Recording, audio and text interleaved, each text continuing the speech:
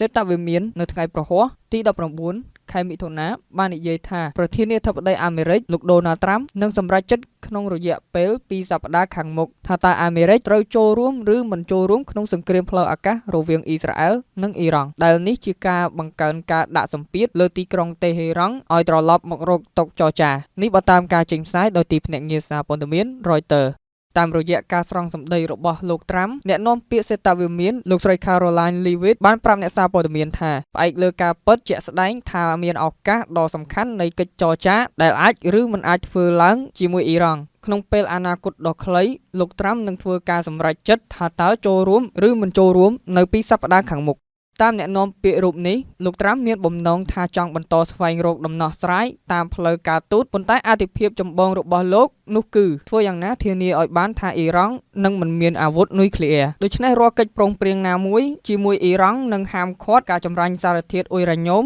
និងលុបបំបាត់សមត្ថភាពរបស់អ៊ីរ៉ង់ដើម្បីផលិតអាវុធនុយក្លេអ៊ែរគូបញ្ជាក់ថាលោកដូណាល់ត្រាំកំពុងធ្វើឲ្យពិភពលោកងឿងឆ្ងល់ដោយលោកបានផ្លាស់ប្ដូរពីការគាំទ្រការដោះស្រាយបញ្ហាតាមការទូតមកជាការពិចារណាលើការលូកដៃជួយអ៊ីស្រាអែលវាយប្រហារអ៊ីរ៉ង់កាលពីថ្ងៃពុធសប្តាហ៍នេះលោកបាននិយាយថាគ្មាននរណាម្នាក់ដឹងថាលោកនឹងធ្វើអ្វីនោះទេបន្ទាប់ពីរូបលោកបានប្រាប់ប្រព័ន្ធផ្សព្វផ្សាយថាការសម្លាប់មេដឹកនាំអ៊ីរ៉ង់អាយ៉ាតូឡាអាលីខាមីណេជារឿងងាយស្រួលបំផុតហើយក្រោយមកទៀតទាមទារឲ្យអ៊ីរ៉ង់ចុះចាញ់ដោយគ្មានលក្ខខណ្ឌ